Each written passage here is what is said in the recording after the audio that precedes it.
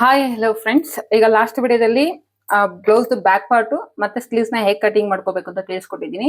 ಈ ವಿಡಿಯೋದಲ್ಲಿ deep neck blouse front part with princess cut method ಅಲ್ಲಿ ಯಾವ ರೀತಿ ಕಟಿಂಗ್ ಮಾಡ್ಕೋಬೇಕು ಅಂತ ತಿಳಿಸ್ಕೊಡ್ತೀನಿ.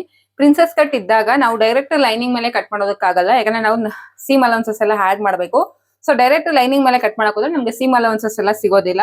ಸೊ ಪ್ರಿನ್ಸೆಸ್ ಕಟ್ ಮೆಥಡ್ ನಾವು ಕಟ್ ಮಾಡ್ತಾ ಇದೀವಿ ಅಂತ ಅಂದಾಗ ಫಸ್ಟ್ ಒಂದು ಪೇಪರ್ ಡ್ರಾಫ್ಟಿಂಗ್ ಅನ್ನೋದು ರೆಡಿ ಮಾಡ್ಕೊಂಡು ಆ ನಂತರ ಈ ಪೇಪರ್ ಡ್ರಾಫ್ಟಿಂಗ್ ಅನ್ನ ತಗೊಂಡೋಗಿ ಲೈನಿಂಗ್ ಮೇಲೆ ಬೇಸ್ ಮಾಡ್ಕೊಂಡು ಲೈನಿಂಗ್ ಗೆ ನಾವು ಸೀಮ್ ಅಲೌನ್ಸಸ್ ಕೊಟ್ಕೊಂಡು ನಾವು ಕಟ್ ಮಾಡ್ಕೋಬೇಕು. ಸೊ ಈಗ ಯಾವ ರೀತಿ ಈ ಮೆಜರ್ಮೆಂಟ್ಸ್ ಗೆ ಪ್ರಿನ್ಸೆಸ್ ಕಟ್ ಮೆಥಡ್ ಅನ್ನೋದು ಕಟ್ ಮಾಡ್ತೀನಿ ಅಂತ ತಿಳಿಸ್ಕೊಡ್ತೀನಿ. ಫಸ್ಟ್ ಒಂದು ಬೇಸ್ ಲೈನ್ ಅನ್ನೋದು ಡ್ರಾ ಮಾಡ್ಕೊಳ್ಳೋಣ. ನೋಡಿ, ಫಸ್ಟ್ ಒಂದು ಬೇಸ್ ಲೈನ್ ಅನ್ನೋದು ಡ್ರಾ ಮಾಡ್ಕೊಳ್ತಾ ಇದೀನಿ. ಶೋಲ್ಡರ್ ಗೆ ನಮ್ಗೆ ಮಾರ್ಜಿನ್ ಬೇಕಲ್ವಾ, 1/2 ಇಂಚು. ಸೊ ಅದಕ್ಕೂ ಕೂಡ 1/2 ಇಂಚು ಮಾರ್ಜಿನ್ ಅನ್ನೋದು ಇಲ್ಲಿ ಆಡ್ ಮಾಡ್ಕೊತಾ ಇದೀನಿ. ಸೊ ಈಗ ಬ್ಯಾಕ್ ಪಾರ್ಟ್ ಅಲ್ಲಿ ನಾವೇನ್ ಸೀಮ್ ಅಲೌನ್ಸ್ ಬ್ಯಾಕ್ ಪಾರ್ಟ್ ಅಲ್ಲಿ ನಾವೇನ್ ಆರ್ಮ್ ಡೌನ್ ಗೋಸ್ಕರ ಮಾರ್ಕ್ ಮಾಡ್ಕೊಂಡಿರ್ತೀವೋ ನೋಡಿ, ಬ್ಯಾಕ್ ಪಾರ್ಟ್ ಅಲ್ಲಿ ನಾವೇನ್ ಆರ್ಮ್ ಡೌನ್ ತಗೊಂಡಿರ್ತೀವೋ ಅದಕ್ಕೆ ಒಂದು 3/4 ಇಂಚ್ ಅನ್ನೋದು ಆಡ್ ಮಾಡ್ಕೊಂಡು ಫ್ರಂಟ್ ಅಲ್ಲಿ ನಾವು ಬಸ್ಟ್ ಮೆಥಡ್ ಅಲ್ಲಿ ಆರ್ಮ್ ಡೌನ್ ಗೋಸ್ಕರ ಮಾರ್ಕ್ ಮಾಡ್ಕೋಬೇಕು. ಚೆಸ್ಟ್ ಮೆಥಡ್ ಅಲ್ಲಿ ಏನಾಗುತ್ತೆ ಅಂದ್ರೆ ಬ್ಯಾಕ್ ಪಾರ್ಟ್ ಅಲ್ಲಿ ಏನ್ ಆರ್ಮ್ ಡೌನ್ ತಗೊಂಡಿರ್ತೀವೋ ಅದ್ರಲ್ಲಿ ನಾವು ಮೈನಸ್ ಮಾಡ್ತೀವಿ. ಅಂದ್ರೆ 3/4 ಇಂಚು, 1/2 ಇಂಚು ಅಥವಾ 1 ಇಂಚ್ ವರೆಗೂ ಮೈನಸ್ ಮಾಡಿ ನಾವು ಮಾರ್ಕ್ ಮಾಡ್ಕೊಳ್ತೀವಿ ಚೆಸ್ಟ್ ಮೆಥಡ್ ಅಲ್ಲಿ. ಅದೇ ಬಸ್ಟ್ ಮೆಥಡ್ ಅಲ್ಲಿ ಆದ್ರೆ ಬ್ಯಾಕ್ ಪಾರ್ಟ್ ಅಲ್ಲಿ ಏನ್ ಆರ್ಮ್ ಡೌನ್ ಗೆ ನಮ್ಗೆ ಲೆಂತ್ ಸಿಕ್ಕಿರುತ್ತೋ ಆ ಲೆಂತ್ ಗೆ ಇನ್ನ 3/4 ಇಂಚ್ ಅನ್ನೋದು ಲೂಸಿಂಗ್ ಅನ್ನೋದು ಕೊಟ್ಕೊಂಡು ನಾವು ಆರ್ಮ್ ಡೌನ್ ಅನ್ನೋದು ಮಾರ್ಕ್ ಮಾಡ್ಕೊಳ್ತೀವಿ. ಇಲ್ಲಿ ನಾವು ಬ್ಯಾಕ್ ಪಾರ್ಟ್ ಅಲ್ಲಿ ಏನ್ ತಗೊಂಡಿದ್ವಿ 6.75 ಇಂಚಸ್ ಅನ್ನೋದು ನಮಗೆ ಬಂದಿದೆ. ಈ 6.75 ಇಂಚಸ್ ಗೆ 3/4 ಇಂಚ್ ಆಡ್ ಮಾಡಿದ್ರೆ 7.5 ಇಂಚಸ್ ಅನ್ನೋದು ಬರುತ್ತೆ. ಈ 7.5 ಇಂಚಿನ ಕೆಳಗಡೆ ಲೈನ್ ಇಂದ ನೋಡಿ ಎಲ್ಲಿಗೆ ಬರುತ್ತೆ ಅಲ್ಲಿ ಒಂದು ಪಾಯಿಂಟ್ ಅನ್ನೋದು ಮಾರ್ಕ್ ಮಾಡ್ಕೊಳ್ತಾ ಇದ್ದೀನಿ. ಇಲ್ಲಿ ಕೂಡ ಸ್ಟ್ರೈಟ್ ಆಗಿ ಒಂದು ಲೈನ್ ಅನ್ನೋದು ಡ್ರಾ ಮಾಡ್ಕೋಬೇಕು. ಇದು ಬಂದು ಫ್ರಂಟ್ ಅಲ್ಲಿ ನಮ್ಗೆ ಚೆಸ್ಟ್ ಲೈನು.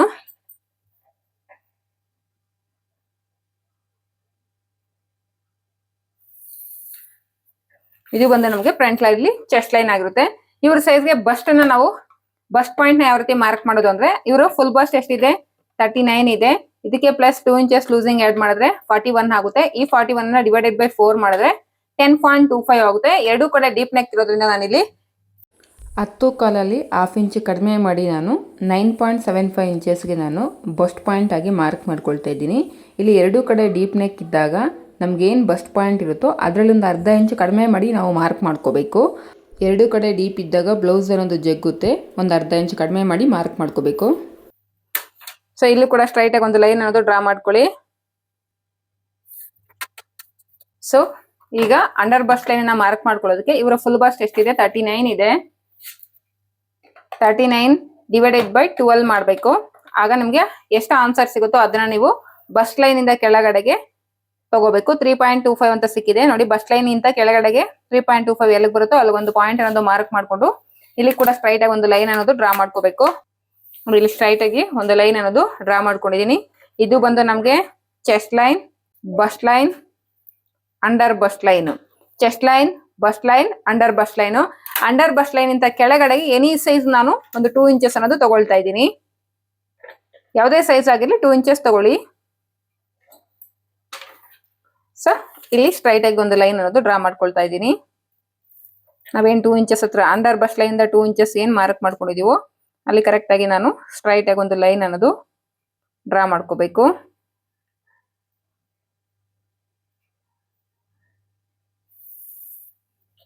ಈ ರೀತಿ ಡ್ರಾ ಮಾಡ್ಕೊಂಡ್ವಿ. ಈಗ ಚೆಸ್ಟ್ ಲೈನಲ್ಲಿ ವಿಡ್ತ್ ಅನ್ನೋದು ಮಾರ್ಕ್ ಮಾಡ್ಕೋಬೇಕು.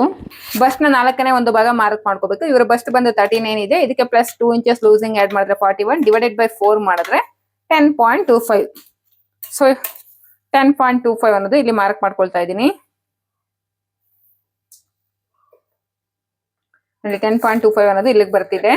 ಇಲ್ಲಿಂದ ಒಳಗಡೆ ನಾವು ಬ್ಯಾಕ್ ಅಲ್ಲಿ ಆರ್ಮ್ ಕರ್ವ್ ಲೈನ್ ಗೋಸ್ಕರ ಏನ್ ಮಾರ್ಕ್ ಮಾಡ್ಕೊಂಡ್ವಿ 2.5 ಇಂಚಸ್ ಹತ್ತಿಗೆ ಒಂದು ಪಾಯಿಂಟ್ ಅನ್ನೋದು ಮಾರ್ಕ್ ಮಾಡ್ಕೊಂಡ್ವಿ.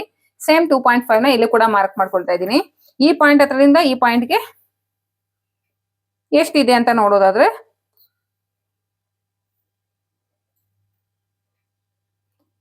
7.25 ಇಂಚ್ ಅನ್ನೋದಿದೆ. ಸೇಮ್ 7.25 ಇಂಚಿನ ಮೇಲ್ಗಡೆನೂ ಕೂಡ ಒಂದ್ ಹತ್ರ ಮಾರ್ಕ್ ಮಾಡ್ಕೊಳ್ಳಿ ನಿಮ್ಗೆ, ಸೊ ದಟ್ ಲೈನ್ ಹಾಕೊಳ್ಳೋದಕ್ಕೆ ಈಸಿ ಆಗುತ್ತೆ. ಇದು ಬಂದು ನಮ್ಗೆ ಆರ್ಮ್ ಕರ್ವ್ ಲೈನು.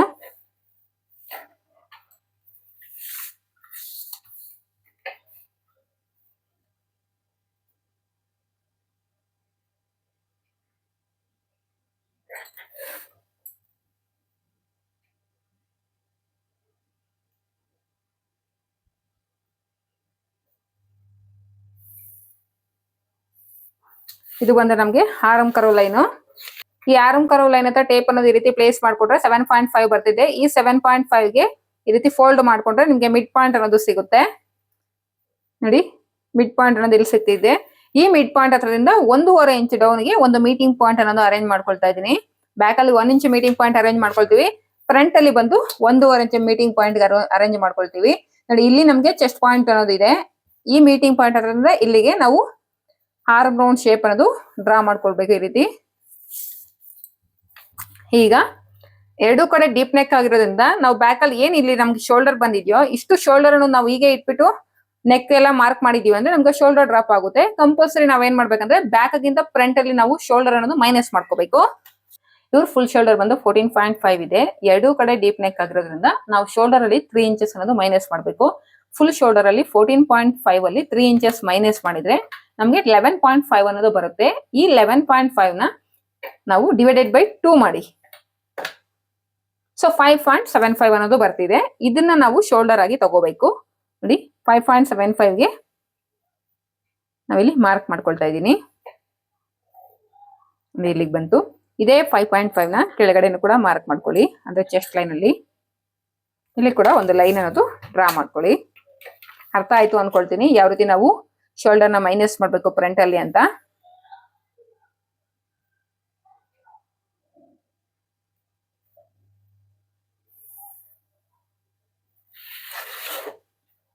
ಯಾವ ರೀತಿ ಮೈನಸ್ ಮಾಡಿದ್ವಿ ಅಂತ ಗೊತ್ತಲ್ಲ.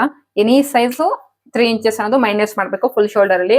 ಅಂದ್ರೆ ಇವಾಗ ನಮ್ಗೆ ಅಪ್ಪರ್ ಚೆಸ್ಟ್ 32 ಇದೆ, ನಾವು 3 ಇಂಚಸ್ ಮಾಡ್ಬೇಕಾ, ಅಥವಾ ಫುಲ್ ಶೋಲ್ಡರ್ ಬಂದ್ರೆ ನಮ್ಗೆ 12 ಇಂಚಸ್ ಇದೆ, ನಾವು 3 ಇಂಚಸ್ ಮಾಡ್ಬೇಕಂತೆಲ್ಲ ಕಮೆಂಟ್ ಮಾಡಿ. ಎನಿ ಸೈಜ್ ನಿಮ್ಗೆ ಫುಲ್ ಶೋಲ್ಡರ್ ಎಷ್ಟಾದ್ರೂ ಬರ್ಲಿ, ಫ್ರಂಟ್ ಗೆ ನೀವು 3 ಇಂಚಸ್ ಅನ್ನೋದು ಮೈನಸ್ ಮಾಡ್ಬೇಕು ಫುಲ್ ಶೋಲ್ಡರ್ ಅಲ್ಲಿ. ಸೊ ಇದು ಬಂದು ನಮ್ಗೆ ಅಕ್ರಾಸ್ ಲೈನ್, ಸರಿ ಇದು ಬಂದು ನಮ್ಗೆ ಆರ್ಮ್ ಕರ್ವ್ ಲೈನು, ಇದು ಬಂದು ನಮ್ಗೆ ಶೋಲ್ಡರ್ ಮೈನಸ್ ಮಾಡಿರುವಂತ ಲೈನು. ಈಗ ನಾವು ಅಪೆಕ್ಸ್ ಅನ್ನೋದು ನೋಡ್ಕೊಳ್ಳೋಣ.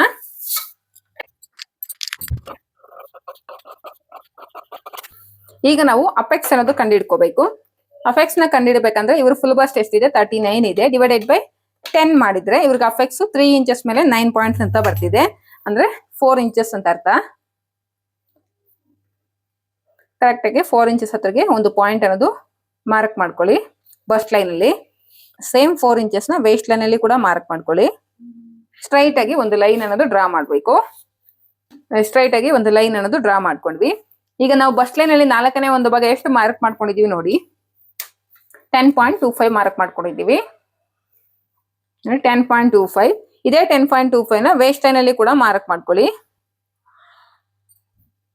ನೋಡಿ ಇಲ್ಲಿಗೆ ಬರ್ತಿದೆ. ಸ್ಟ್ರೈಟ್ ಆಗಿ ಒಂದು ಲೈನ್ ಅನ್ನೋದು ಡ್ರಾ ಮಾಡ್ಕೊಳ್ಳಿ. ಇಲ್ಲಿ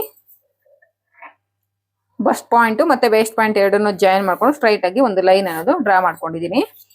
ಈಗ ಇವರ ವೇಸ್ಟ್ ಎಷ್ಟಿದೆ ಅಂದ್ರೆ 33 ಇದೆ. 33 ನ ಡಿವೈಡೆಡ್ ಬೈ 4 ಮಾಡಿದ್ರೆ 8.25 ಬರುತ್ತೆ. ಈ 8.25 ನ ನೋಡಿ ವೇಸ್ಟ್ ಲೈನ್ ಅಲ್ಲಿ ಮಾರ್ಕ್ ಮಾಡ್ಕೋಬೇಕು. ಉಕ್ಸ್ಪಟ್ಟಿ ಸೈಡ್ ಇಂದ 8.25 ಎಲ್ಲಿಗೆ ಬರುತ್ತೆ ನೋಡಿ, ಇಲ್ಲಿಗೆ ಬರ್ತಿದೆ. ಇಲ್ಲಿಂದ ಎಕ್ಸ್ಟ್ರಾ ಈ ಲೈನ್ ವರೆಗೂ ಎಷ್ಟು ಉಳಿದಿದೆ ಅಂತ ನೋಡೋದಾದ್ರೆ 2 ಇಂಚಸ್ ಉಳಿದಿದೆ. ಈ 2 ಇಂಚಸ್ ನ ನಾವು ವೇಸ್ಟ್ ಡಾಟ್ ಆಗಿ ಹಿಡಿತೀವಿ. 1 ಇಂಚ್ ಈ ಕಡೆ, 1 ಇಂಚ್ ಈ ಕಡೆ. ಸೇಮ್ ಅಂಡರ್ ಬಸ್ಟ್ ಲೈನ್ ಅಲ್ಲೂ 1 ಇಂಚ್ ಈ ಸೈಡು, 1 ಇಂಚ್ ಈ ಸೈಡು. ಇಫ್ ಇನ್ ಕೇಸ್ ನಿಮ್ಗೆ ಏನಾದ್ರು ಇಲ್ಲಿ ವ್ಯಾಲ್ಯೂ ಜಾಸ್ತಿ ಉಳಿದಿದೆ, ಸಪೋಸ್ 2.5 3 ಇಂಚಸ್ ಏನಾದ್ರು ಉಳಿದಿದ್ರೆ ಉಕ್ಸ್ಪಟ್ಟಿ ಸೈಡ್ ನೀವು ಅಂದ್ರೆ ಸೆಂಟರ್ ಪಾಯಿಂಟ್ ಸೈಡ್ ಬಂದು 1 ಇಂಚ್ ಮಾರ್ಕ್ ಮಾಡ್ಕೊಳ್ಳಿ. ಉಳಿದಿರೋ ವ್ಯಾಲ್ಯೂನೆಲ್ಲ ನೀವು ಸೈಡ್ ಸೀಮ್ ಲೈನ್ ಕಡೆ ಮಾರ್ಕ್ ಮಾಡ್ಕೋಬೇಕು. ಸೊ ಈ ರೀತಿ ಇವೆರಡು ಜಾಯಿನ್ ಮಾಡ್ಕೋಬೇಕು. ಈಗ ಇಲ್ಲಿಂದ ಇಲ್ಲಿಗೆ ಈ ರೀತಿ ಜಾಯಿನ್ ಮಾಡ್ಕೊಳ್ಳಿ. ಅಪೆಕ್ಸ್ ಹತ್ರಗೆ ಈ ಪಾಯಿಂಟ್ ನ ಈ ರೀತಿ ಕನೆಕ್ಟ್ ಮಾಡ್ಕೋಬೇಕು.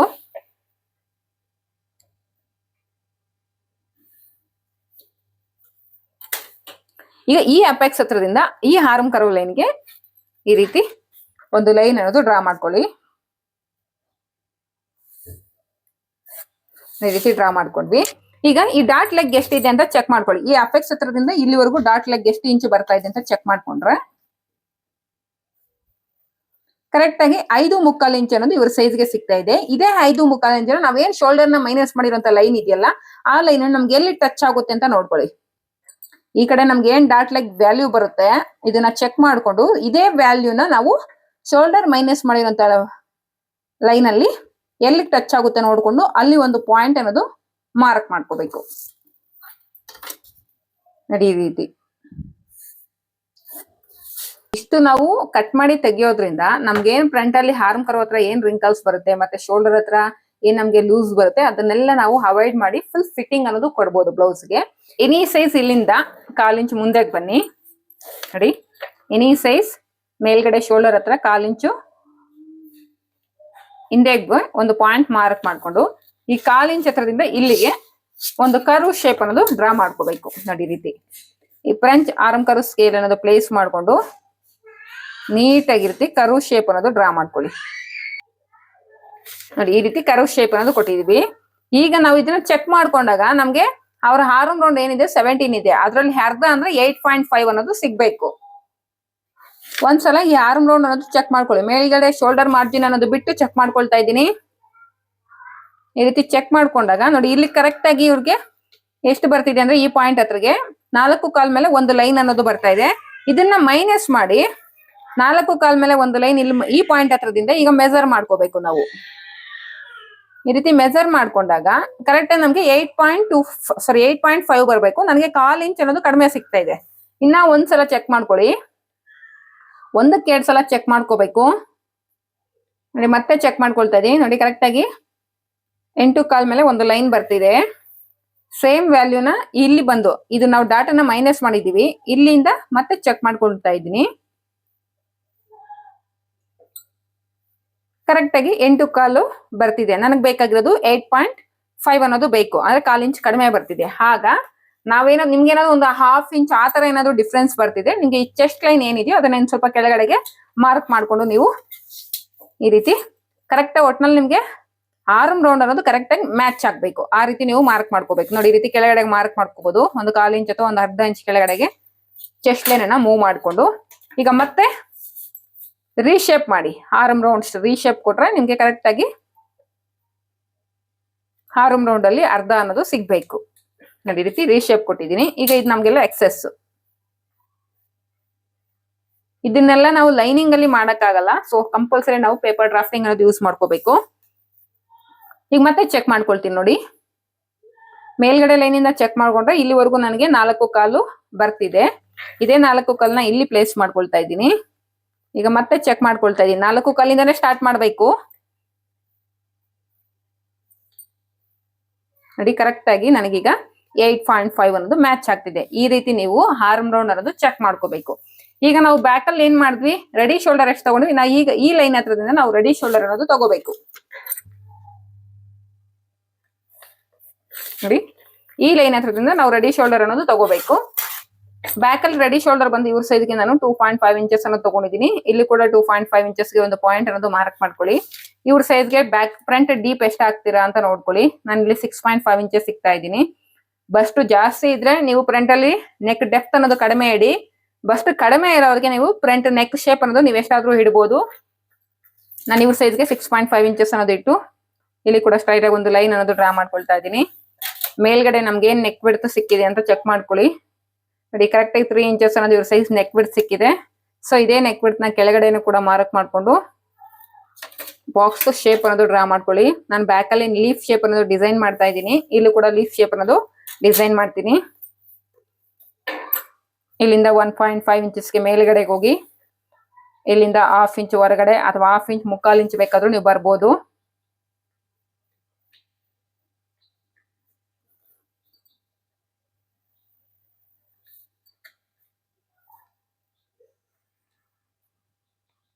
ನೋಡಿ ಈ ರೀತಿ ಲೀಫ್ ಶೇಪ್ ಅನ್ನೋದು ಡಿಸೈನ್ ಮಾಡ್ಕೋಬಹುದು.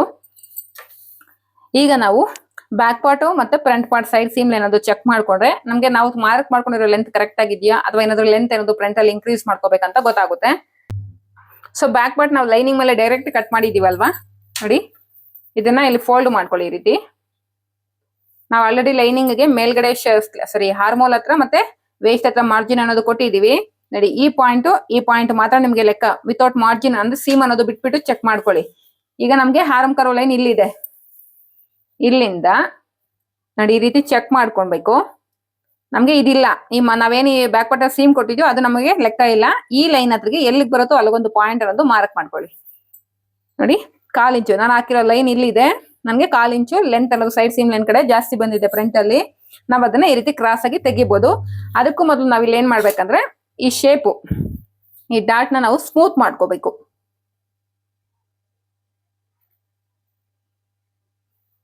ಈ ರೀತಿ ನೀಟಾಗಿ ಇದನ್ನ ಸ್ಮೂತ್ ಮಾಡ್ಕೊಳ್ಳಿ. ಇಲ್ಲೂ ಅಷ್ಟೇ ಒಂದ್ ಅರ್ಧ ಇಂಚ್ ಗ್ಯಾಪ್ ಬಂದ್ರೂ ಪರವಾಗಿಲ್ಲ, ಬಸ್ಟ್ ಹತ್ರ ಒಂದ್ ಅರ್ಧ ಇಂಚ್ ಗ್ಯಾಪ್ ಬಂದ್ರೂ ಪರವಾಗಿಲ್ಲ.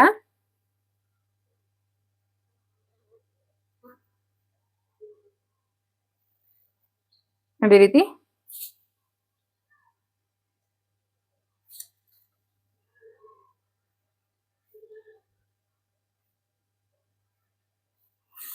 ಈ ರೀತಿ ನಾವು ಶೇಪ್ ಅನ್ನೋದು ಕೊಟ್ಟಿದೀವಿ. ಈ ರೀತಿ ಶೇಪ್ ಕೊಟ್ಟ ನಂತರ ಒಂದ್ಸಲ ನಾವು ಈ ಡಾಟ್ ಲೆಗ್ ಅನ್ನೋದು ಮೆಜರ್ ಮಾಡ್ಕೊಳ್ಳೋಣ. ಯಾಕಂದ್ರೆ ಎರಡು ಪ್ರಿನ್ಸೆಸ್ ಸೀಮನ್ಸ್ ನಾವು ಜಾಯಿನ್ ಮಾಡುವಾಗ ನಮ್ಗೆ ಹೆಚ್ಚು ಕಡಿಮೆ ಆಗ್ಬಾರ್ದು ಅಂದ್ರೆ ನಾವು ಒಂದ್ಸಲ ಇಲ್ಲಿ ಚೆಕ್ ಮಾಡ್ಕೊಬಿಡೋಣ. ನೋಡಿ, ಇಲ್ಲಿಂದ ಈ ರೀತಿ ಚೆಕ್ ಮಾಡ್ಕೊಂಡ್ರೆ ಈ ಡಾಟ್ ಲೆಗ್ ಸರಿ ಈ ಪ್ರಿನ್ಸೆಸ್ ಪ್ಯಾನಲ್ ಅನ್ನೋದು ಎಷ್ಟಿದೆ ಅಂತ ಗೊತ್ತಾಗುತ್ತೆ ನಿಮ್ಗೆ ಲೆಂತ್. ಸೊ 11.5 ಅನ್ನೋದು ನನಗೆ ಈ ಕಡೆ ಲೈನ್ ಅನ್ನೋದು ಸಿಗ್ತಾ ಇದೆ. ಸೊ ಈ ಕಡೆ ಚೆಕ್ ಮಾಡ್ಕೊಳ್ಳೋಣ.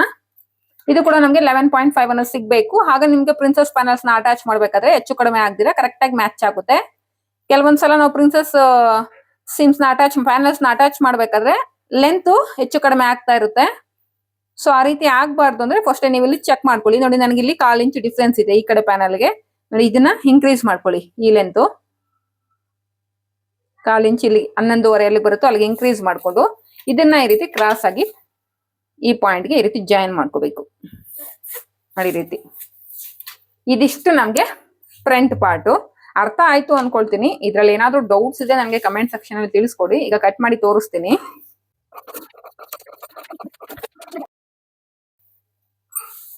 ಸೊ ಈ ಪ್ರಿನ್ಸೆಸ್ ಪ್ಯಾನಲ್ ನಾವು ಕಟ್ ಮಾಡ್ಕೊಂಡು ತೆಗಿಯೋಣ. ನಾನು ಇಲ್ಲೆಲ್ಲೂ ಸೀಮ್ ಅನ್ನೋದು ಆಡ್ ಮಾಡಿಲ್ಲ, ಅಂದ್ರೆ ಸೀಮ್ ಅಲೌನ್ಸಸ್ ಅನ್ನೋದು ಆಡ್ ಮಾಡಿಲ್ಲ.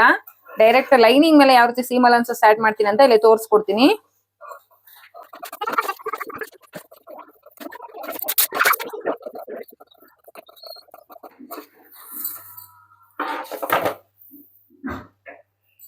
ಪ್ರಿನ್ಸೆಸ್ ಕಟ್ ಅಲ್ಲಿ ನಾವು ಯಾವ ರೀತಿ ಡೀಪ್ ನೆಕ್ ಬ್ಲೌಸ್ ನ ಕಟಿಂಗ್ ಮಾಡ್ಕೋಬಹುದು ನಿಮಗೆ ಕ್ಲಿಯರ್ ಆಗಿ ಅರ್ಥ ಆಗಿದೆ. ಈಗ ಈ ಡ್ರಾಫ್ಟಿಂಗ್ ನ ಬೇಸ್ ಮಾಡ್ಕೊಂಡು ಯಾವ ರೀತಿ ನಾವು ಲೈನಿಂಗ್ ಅನ್ನ ಕಟ್ ಮಾಡ್ಕೊಳ್ತೀವಿ ಅಂತ ನೋಡೋಣ.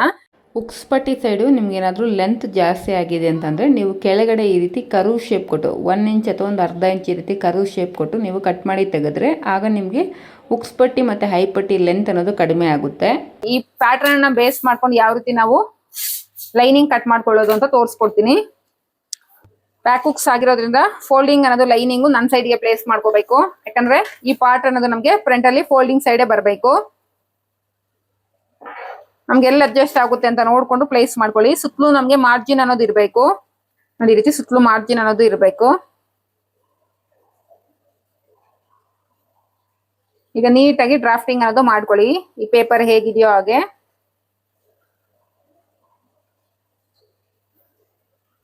ಬಸ್ಟ್ ಲೈನ್ ಹತ್ರ ಒಂದು ಮಾರ್ಕ್ ಮಾಡ್ಕೊಳ್ಳಿ.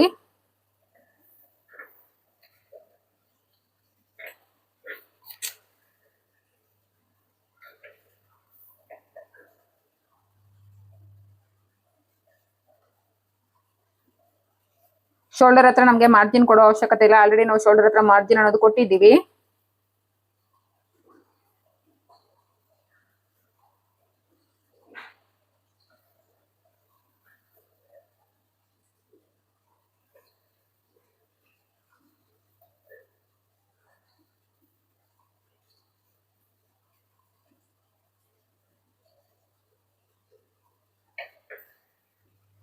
ನೆಕ್ ಬಿಡ್ತ್ ಹತ್ರ ಒಂದು ಪಾಯಿಂಟ್ ಮಾರ್ಕ್ ಮಾಡ್ಕೊಳ್ಳಿ. ಹಾಗೆ ಬಸ್ಟ್ ಲೈನ್ ಹತ್ರ ಒಂದು ಪಾಯಿಂಟ್ ಅನ್ನೋದು ಮಾರ್ಕ್ ಮಾಡ್ಕೊಳ್ಳಿ. ಈಗ ಇದನ್ನ ತೆಗೀರಿ. ತೆಗೆದ್ಬಿಟ್ಟು ಈಗ ನಾವು ಶೋಲ್ಡರ್ ಹತ್ರ ಮಾರ್ಜಿನ್ ಅನ್ನೋದು ಆಡ್ ಮಾಡಿದೀವಿ. ಈಗ ಇದ್ರ ಸುತ್ತ ನಾವು ಮಾರ್ಜಿನ್ ಅನ್ನೋದು ಸೀಮ್ ಅನ್ನೋದು ಆಡ್ ಮಾಡ್ಕೋಬೇಕು. ಎಕ್ಸ್ಪೀರಿಯನ್ಸ್ ಇರೋವರು ನೀವು ಫ್ರೀ ಹ್ಯಾಂಡಲ್ಲೇ ಮಾರ್ಜಿನ್ ಅನ್ನೋದು ಕೊಡ್ಬೋದು. ನಿಮಗೆ ಎಕ್ಸ್ಪೀರಿಯನ್ಸ್ ಇಲ್ಲ ಅಂದರೆ ನೀವು ಟೇಪಿಂದ ಈ ರೀತಿ 1/2 ಇಂಚಿಗೆ ಮಾರ್ಜಿನ್ ಅನ್ನೋದು ನೋಡಿಕೊಂಡು ಈ ರೀತಿ ಮಾರ್ಕಿಂಗ್ ಅನ್ನೋದು ಮಾಡಿಕೊಂಡು ಆನಂತರ ನೀವು ಕಟ್ ಮಾಡ್ಕೊಳ್ಳಿ. ನಾನು ಡೈರೆಕ್ಟ್ ಹಾಗೆ ಕಟ್ ಮಾಡ್ಕೊಳ್ತಾ ಇದ್ದೀನಿ. ನೋಡಿ, ಕೆಳಗಡೆ ವೇಸ್ಟ್ ಲೈನ್ ಹತ್ರ ಮಾರ್ಜಿನ್ ಕೊಟ್ಟಿದ್ದೀನಿ. ನಮಗೆ ಶೋಲ್ಡರ್ ಹತ್ರ ಆಲ್ರೆಡಿ ಮಾರ್ಜಿನ್ ಅನ್ನೋದು ಇದೆ. ಸೊ ಶೋಲ್ಡರ್ ಹತ್ರ ಮಾರ್ಜಿನ್ ಕೊಡೋ ಅವಶ್ಯಕತೆ ಇಲ್ಲ. ಈಗ ಆರ್ಮ್ ಕರ್ವ್ ಲೈನ್ ಹತ್ರ ಮತ್ತು ಪ್ರಿನ್ಸೆಸ್ ಪ್ಯಾನಲ್ ಸೈಡು ನಾವು ಮಾರ್ಜಿನ್ ಅನ್ನೋದು ಕೊಡಬೇಕು. ನೋಡಿ, ಈ ರೀತಿ ಎಕ್ಸ್ಪೀರಿಯನ್ಸ್ ಇರೋರು ಡೈರೆಕ್ಟಾಗಿ ನೀವು ವಿತ್ ಮಾರ್ಜಿನ್ ಸಮೇತನೇ ಕಟ್ ಮಾಡ್ಕೋಬೋದು. ಅಂದರೆ ವಿತ್ ಸೀಮ್ ಜೊತೆನೇ ನಾವು ಕಟ್ ಮಾಡ್ಕೊಳ್ತಾ ಇದ್ದೀನಿ. ನೀವ್ಯಾರಾದರೂ ಬಿಗಿನರ್ಸ್ ಆದರೆ ನೀವು ಟೇಪಿಂದ 1/2 ಇಂಚಿಗೆ ನೀಟಾಗಿ ಸೀಮ್ ಅನ್ನೋದು ಕೊಟ್ಕೊಂಡು ಆನಂತರ ಕಟ್ ಮಾಡ್ಕೊಳ್ಳಿ. ಸೇಮ್ ಇದೇ ರೀತಿಯೇ ಈಗ ಇನ್ನೊಂದು ಪ್ರಿನ್ಸಸ್ ಕಟ್ ಪ್ಯಾನಲ್ಸ್ಗೂ ಕೂಡ ನಾವು ವಿತ್ ಸೀಮ್ ಜೊತೆ ಲೈನಿಂಗ್ ಮೇಲೆ ಮಾರ್ಕಿಂಗ್ ಅನ್ನೋದು ಮಾಡ್ಕೋಬೇಕು. ಪ್ಯಾಟ್ರನನ್ನು ಲೈನಿಂಗ್ ಮೇಲೆ ಪ್ಲೇಸ್ ಮಾಡ್ಕೊಳ್ಳೋವಾಗ ನಿಮಗೆ ಸುತ್ತಲೂ ಸೀಮ್ಗೆ ಮಾರ್ಜಿನ್ ಇರೋ ಥರ ನೋಡಿಕೊಂಡು ನೀವು ಪ್ಯಾಟ್ರನ್ ಅನ್ನೋದು ಪ್ಲೇಸ್ ಮಾಡ್ಕೋಬೇಕು. ನೋಡಿ, ನಾವು ಕೆಳಗಡೆನೂ ಕೂಡ ವೇಸ್ಟ್ ಹತ್ರ ಮಾರ್ಜಿನ್ ಕೊಡಬೇಕು, ಸೈಡಲ್ಲಿ ಕೂಡ ಮಾರ್ಜಿನ್ ಕೊಡಬೇಕು. ನಾವು ಮಾರ್ಜಿನ್ ನೋಡಿಕೊಂಡು ನಾವು ಲೈನಿಂಗ್ ಮೇಲೆ ಪ್ಲೇಸ್ ಮಾಡ್ಕೋಬೇಕು. ಯಾಕಂದರೆ ನಾವು ಪೇಪರ್ ಪ್ಯಾಟ್ರನ್ ಅನ್ನೋದು ವಿತೌಟ್ ಸೀಮಲ್ಲಿ ಕಟ್ ಮಾಡಿರ್ತೀವಿ. ಲೈನಿಂಗ್ ಕಟ್ ಮಾಡ್ಕೊಳ್ಳೋವಾಗ ವಿತ್ ಸೀಮ್ ಜೊತೆ ನಾವು ಲೈನಿಂಗ್ ಅನ್ನೋದು ಕಟ್ ಮಾಡ್ಕೋಬೇಕು. ಈ ವಿಡಿಯೋ ರಿಲೇಟೆಡ್ ಏನೇ ಡೌಟ್ಸ್ ಇದ್ದರೂ ಕೂಡ ನನಗೆ ಕಮೆಂಟ್ ಸೆಕ್ಷನಲ್ಲಿ ತಿಳಿಸ್ಕೊಡಿ. ವಿಡಿಯೋ ನಿಮಗೆ ಯೂಸ್ಫುಲ್ ಆಗಿದ್ದರೆ ವಿಡಿಯೋಗೊಂದು ಲೈಕ್ ಮಾಡಿ. ಹಾಗೆ ಯಾರಾದರೂ ಹೊಸದಾಗಿ ವಿಡಿಯೋನ ನೋಡ್ತಾ ಇದ್ದರೆ ಪ್ಲೀಸ್ ನನ್ನ ಚಾನಲ್ನ ಸಬ್ಸ್ಕ್ರೈಬ್ ಮಾಡಿಕೊಂಡು ವಿಡಿಯೋನ ನೋಡಿ. ಈ ವಿಡಿಯೋ ನಿಮಗೆ ಫ್ಯಾಮಿಲಿ ಅಥವಾ ಫ್ರೆಂಡ್ ಸರ್ಕಲಲ್ಲಿ ಯಾರಾದರೂ ಸ್ಟಿಚಿಂಗ್ ಕಲಿತಾ ಇದ್ದರೆ ಅಥವಾ ಕಲ್ತಿದ್ರೆ ಅವ್ರಿಗೆ ಯೂಸ್ಫುಲ್ ಆಗುತ್ತೆ ಅಂದರೆ ಅಂಥವ್ರಿಗೆ ಈ ವಿಡಿಯೋ ಅನ್ನೋದು ಶೇರ್ ಮಾಡಿ. ನೋಡಿ, ಸೈಡ್ ಸೀಮ್ ಲೈನ್ ಕಡೆ ನಾನು 2 ಇಂಚಸ್ ಮಾರ್ಜಿನ್ ಅನ್ನೋದು ಕೊಡ್ತಾ ಇದ್ದೀನಿ. ಯಾಕಂದರೆ ಬ್ಯಾಕ್ ಪಾರ್ಟಲ್ಲಿ ನಾವು ಮಾರ್ಜಿನ್ಗೆ ಏನು ಕೊಟ್ಟಿರ್ತೀವೋ 2 ಇಂಚಸ್ ಅಥವಾ 1.5 ಎಷ್ಟು ಕೊಟ್ಟಿರ್ತೀವೋ ಸೇಮ್ ಅಷ್ಟೇ ನಾವು ಫ್ರಂಟಲ್ಲೂ ಮಾರ್ಜಿನ್ ಅನ್ನೋದು ಕೊಡಬೇಕು ಸೀಮ್ಗೆ. ನೋಡಿ, ಈ ರೀತಿ ಮಾರ್ಕ್ ಮಾಡ್ಕೋಬೇಕು. ಫ್ರೀ ಹ್ಯಾಂಡಲ್ಲೇ ನೀವು ಆರಾಮಾಗಿ ಈ ರೀತಿ ಮಾರ್ಕ್ ಮಾಡ್ಕೋಬೋದು, ಏನು ಪ್ರಾಬ್ಲಮ್ ಆಗೋದಿಲ್ಲ. ಈಗ ನಾನೇನು ಮಾರ್ಕ್ ಮಾಡ್ಕೊಂಡಿದ್ದೀನಿ ಅದ್ರ ಪ್ರಕಾರ ನೀಟಾಗಿ ಕಟ್ ಮಾಡ್ಕೊಳ್ತಾ ಇದ್ದೀನಿ. ಯಾರಿಗೆಲ್ಲ ಪ್ರಿನ್ಸಸ್ ಕಟ್ ಮೆಥಡಲ್ಲಿ ಡೀಪ್ ನೆಕ್ ಬ್ಲೌಸ್ನ ಸ್ಟಿಚ್ ಮಾಡೋದು ಗೊತ್ತಿಲ್ವೋ ಅಥವಾ ಕಟ್ಟಿಂಗು ಗೊತ್ತಿಲ್ವೋ ಅಂಥವ್ರಿಗೆ ಈ ವಿಡಿಯೋ ಹೆಲ್ಪ್ಫುಲ್ ಆಗುತ್ತೆ ಅಂತ ಭಾವಿಸ್ತಿದ್ದೀನಿ. ಸೇಮ್ ಇದೇ ಮೆಥಡಲ್ಲಿ ನೀವು 3 ಡೇಟ್ಸ್ ವಿತ್ ಶೇಪ್ ಬೆಲ್ಟ್ಸನ್ನು ಕೂಡ ಕೊಡ್ಬೋದು. ಮುಂದಿನ ವಿಡಿಯೋಗಳಲ್ಲಿ ಅದನ್ನು ಕೂಡ ತಿಳಿಸ್ಕೊಡ್ತೀನಿ. ಯಾರೆಲ್ಲ ನನ್ನ ವೀಡಿಯೋಸ್ನ ರೆಗ್ಯುಲರಾಗಿ ವಾಚ್ ಮಾಡ್ತಿದ್ದೀರೋ ಅವರೆಲ್ಲರಿಗೂ ತುಂಬಾ ಥ್ಯಾಂಕ್ಸ್. ಹೀಗೆ ನನ್ನ ವೀಡಿಯೋಸ್ಗೆ ಸಪೋರ್ಟ್ ಮಾಡ್ತೀರಿ ಅಂತ ಕೇಳ್ಕೊಳ್ತಿದ್ದೀನಿ. ನೋಡಿ, ಬಸ್ಟ್ ಪಾಯಿಂಟ್ ಹತ್ರ ಒಂದು ನಾಚ್ ಪಾಯಿಂಟು ಮತ್ತು ಸೈಡ್ ಸೀಮ್ ಲೈನ್ ಅಂದರೆ ಏನು 2 ಇಂಚಸ್ ಮಾರ್ಜಿನ್ ಇರುತ್ತೆ ಅಲ್ಲೂ ಕೂಡ ಒಂದು ನಾಚ್ ಪಾಯಿಂಟ್ ಅನ್ನೋದು ಇಟ್ಕೋಬೇಕು. ನೋಡಿ, ವಿತೌಟ್ ಸೀಮ್ ಪ್ಯಾಟ್ರನ್ಗೂ ವಿತ್ ಸೀಮ್ ಪ್ಯಾಟ್ರನ್ಗೂ ಎಷ್ಟು ಡಿಫ್ರೆನ್ಸ್ ಇದೆ ಅಂತ. Thank you for watching friends. ಮುಂದಿನ ವಿಡಿಯೋದಲ್ಲಿ ಮತ್ತೆ ಸಿಗ್ತೀನಿ.